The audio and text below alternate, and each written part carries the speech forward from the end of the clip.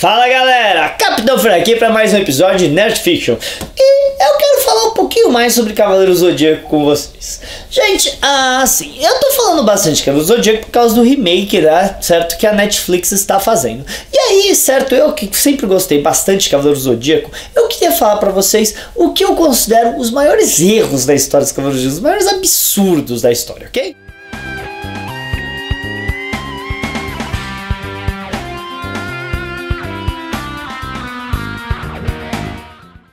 Bem galera, vamos deixar muito claro, vários erros e absurdos dessa história são muito culpas da Toei Animation, que exagerou, certo, nas suas coisas. Por exemplo, Cavaleiro Zodíaco muitas vezes é lento. E eu tô falando do anime dessa vez, tá? Como assim lento? Tem sempre a recapitulação da história e a primeira cena, certo? Na verdade é a última cena. Então você pode ver que cada episódio tem coisa de 2 a 3 minutos, certo? Que na verdade você já viu. E isso faz com que a história não desenvolva muito. Outra coisa que eu não gosto dessas enrolações é super explicações. As pessoas ficam falando coisas meio óbvias. Eu entendo que você precisa de uma exposição aqui ou ali para explicar um monte de coisa, mas você não precisa dela a cada episódio, né?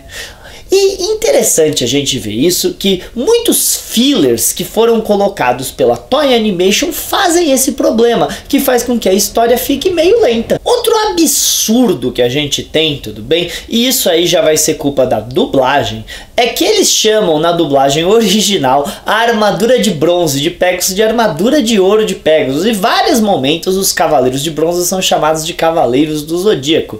Isso porque o patrocinador que trouxe, certo, para o Brasil, quando estava com a dublagem, e isso eu escutei da boca do diretor de dublagem, que diga-se de passagem é o dublador do Saga, certo, que dirigiu a versão original da dublagem, tá? Ele foi obrigado a colocar esse tipo de expressão. Ele sabia muito bem que era a armadura de bronze de Pegasus e eles eram chamados sempre dos Cavaleiros de Bronze, não dos Cavaleiros do Zodíaco, mas o patrocinador que estava trazendo achava que falar armadura de bronze diminuía o Pegasus e achava que tinha que falar mais vezes o nome que eles tinham dado para a história, porque se você não sabe, no Japão o nome é Saint Seiya. E ainda mais interessante, ainda falando da dublagem, é que na dublagem original eles chamam o Cavaleiro de Bronze de unicórnio de Capricórnio. Isso mesmo, eles chamam Jabu de Capricórnio, porque de novo, o patrocinador não queria que fosse um unicórnio, porque ele não tinha bonequinho de unicórnio. Então ele queria que chamasse ele Jabu de Capricórnio, mas o diretor de dublagem tinha perfeita consciência que aquilo é um unicórnio, porque tem um chifre só. Ainda falando dos maiores absurdos, isso de novo é culpa do anime, tudo bem? É que os Cavaleiros de Ouro não sabem quantos eles são. É óbvio que os Cavaleiros de Ouro sabem que existem 12 Cavaleiros de Ouro, cada uma para uma constelação. E não sei se você sabe, nas últimas animações, no último mangá de CDZ, tudo bem, que se chama Nextimation, que é a continuação, tá, de Cavaleiros do Zodíaco, que está sendo produzido no mangá lá fora, a gente tem ainda um 13º Cavaleiro de Ouro, que é o Cavaleiro de Ouro de Serpentário, que por se achar tão poderoso quanto um deus, foi banido pela Atena em épocas milenares. E a casa de Serpentário teria sido soterrada, tudo bem? Mas isso é tudo coisa do anime e eu não acho um erro, eu só falei isso mais em tom de curiosidade. Agora, erro mesmo é muitas vezes as idades dos cavaleiros. É muito difícil para mim acreditar, tudo bem, que o Seiya e o Shun tenham 13 anos, o Yoga e o Shiryu tenham 14 anos e o Ikki tenha 15 anos. Quer dizer, eles são jovens demais. Eu entendo que Cavaleiros do Zodíaco foi feito para o público infanto-juvenil, certo?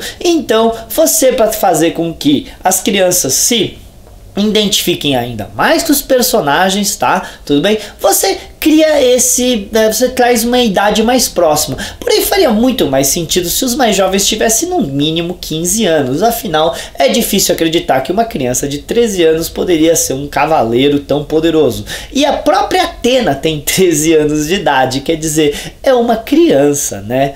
Aliás, já que estamos falando da idade, os Cavaleiros de Ouro, em sua maioria, têm coisa de 17, 18 anos. Também é difícil acreditar que os grandes generais de Atena tenham apenas 17 17 anos. Acho que aí seria muito mais apropriado eles terem a idade normal de um Cavaleiro de Prata, que aí eu já acho que estava certo que os Cavaleiros de Prata tinham aproximadamente 20 anos. É claro que existiam alguns cavaleiros mais velhos, como Saga, que tinha 28 anos, tudo bem? E isso eu já acho que faz sentido, porque para você ter alguém que conseguiria ter desenvolvido o seu sétimo sentido, o seu cosmo tão poderoso, ele precisaria de uma certa experiência de batalha, não é verdade? Mas eles sempre colocam que na verdade os Cavaleiros de Ouro eram prodígios e despertaram o sétimo sentido muito jovens, o que na verdade falam por que o Ikki é tão mais forte que os outros cavaleiros, que ele não é tão mais forte assim, tá? Ele é tão mais forte dos outros cavaleiros que ele teria despertado seu cosmo ainda quando criança, quando a Pandora na saga de Hades, certo? Mostrado quando ele é criança, carregando o Shun no seu colo, teria tentado roubar o Shun pro espírito de Hades possuir o seu corpo. Mas ainda assim eu acho meio exagero essas idades dos cavaleiros, eles podiam ser um pouquinho mais velhos para dar mais credibilidade à história. Outro erro absurdo, e esse é dos fãs brasileiros, tudo bem, é que Cavaleiro Zodíaco não teria feito sucesso no Japão. Gente, Saint Seiya é um dos mangás mais bem sucedidos do Japão já desde 85. Não é o mais bem sucedido, mas tem números fantásticos de vendas dos mangás até hoje. Aliás, quando o Cavaleiro do Zodíaco estourou no Brasil nos anos 90, a Manchete uma vez fez uma entrevista com um psicólogo explicando por que Cavaleiro do Zodíaco era tão febre. E o psicólogo explicou que na verdade era porque cada criança tem seu signo, e os 12 Cavaleiros de Ouro são os mais poderosos, que criava uma certa competitividade entre as crianças, entre o meu cavaleiro é mais poderoso que o seu. Olha, apesar disso existir em certo pouco grau, a gente sabe que os Cavaleiros de Ouro na verdade só vão aparecer no final da primeira saga. E quando passava na Manchete, eles durante anos não passaram a saga dos Cavaleiros de Ouro inteira, sendo que o sucesso de Cavaleiros do Zodíaco tá a ver com brincar muito bem com a mitologia e desenvolver bem os 5 personagens de bronze principal, ou como são chamados pelos fãs, os bronze mitos, certo? Onde os 5 apresentam personalidades muito diferentes, fazendo com que as crianças consigam se identificar cada uma delas. E assim você cria uma ligação emocional com o personagem que melhor te representa entre o Seiya, o Shiryu, o Yoga, o Shun e o Ikki. Sem falar que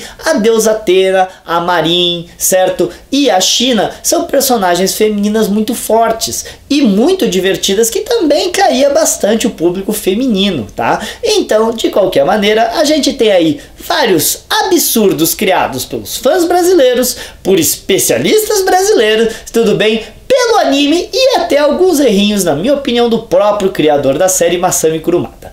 É isso aí, galera, eu vou ficando por aqui. Se você quiser saber mais alguma coisa de Cavaleiros do Zodíaco, quer que eu faça um vídeo de outro tema, deixa aqui no comentário, curte e dá like. Se você quer que eu fale sobre algum outro mangá, lembrando que eu sou um pouquinho velho, então eu conheço um pouco mais os mangás dos anos 90, tudo bem, e os animes, fala que eu faço, e se querem saber qualquer outro assunto, deixa aqui. Agora, se não tiver comentário, não tiver curtido, eu vou entender que vocês não gostaram disso aqui, e eu paro de fazer vídeos desse assunto. É isso aí, galera, falou!